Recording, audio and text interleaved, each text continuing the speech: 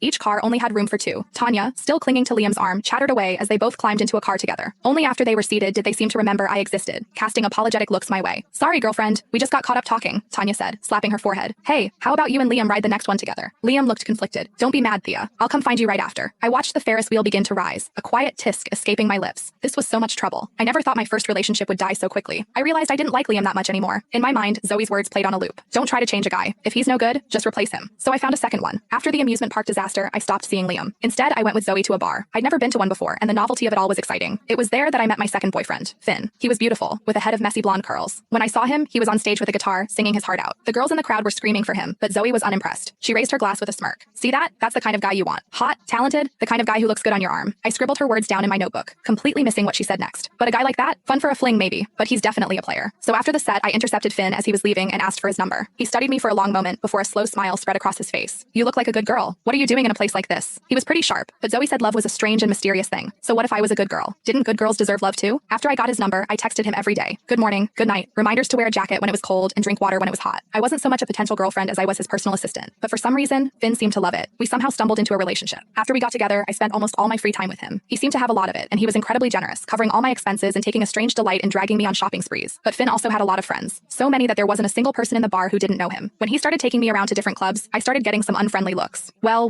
look who's in a relationship, a woman with fiery red hair said, a cigarette dangling from her fingers. She blew a cloud of smoke in my direction. Finn just grinned and slung an arm around my shoulder. What's wrong, Sasha? Jealous? Sasha rolled her eyes, but a smile played on her lips. Get over yourself. If I got jealous over you, I'd have died of acid reflux by now. Her dismissive gaze raked over me, ending in a sneer. Wow, a good girl. Since when did your taste change? Guess you get tired of spicy and decide to try a salad. Finn shot back, turning to me. Thea's great. She never gets jealous, right? Just like I did with Liam, I gave him a gentle, serene smile. Of course. It makes me happy to see you have so many friends. Sasha rolled her eyes again and shoved her phone in his face. Two of my friends want your number. You gonna add them or what? Finn didn't move. He just looked at me. What do you think? Should I? I had no idea what he wanted me to say. Zoe never covered this. When faced with a situation I didn't understand, I tended to give non-committal answers. So I blinked. It's up to you. Whatever you want. My expression was perfectly innocent, my tone completely neutral, but for some reason, Finn looked pissed. His face went cold as he took out his phone, added the two contacts, and then shoved it back in his pocket. Sasha's smirk deepened. She flicked her cigarette butt to the ground. Huh, and here I thought you'd found the one. Guess not. Finn didn't say anything. He just grabbed my hand, led me out of the bar, and dropped me off at my dorm. I didn't understand what had just happened, so I went to consult Zoe again. She was lounging in a slinky dress, applying lipstick. After hearing my story, she burst out laughing. You idiot! Your boyfriend is a total player. I suggest you find a chance to check his phone. If he's trash, don't get emotional, don't cry about it, just get out, Zoe said, pursing her lips. Your time is precious. Don't waste it on guys. She turned to me, her expression serious. Thea, a guy can be bad, but he can't be trash. You remember what I told you, right? I nodded firmly. I know. If a guy's no good, replace him. Exactly, Zoe said, relieved. And remember, no getting all mushy and losing your head. If there's a problem, you replace him. She had more faith in me than anyone. I barely knew what I was looking for in a boyfriend, and she was already worried I was going to turn into a hopeless romantic. How wonderful. So,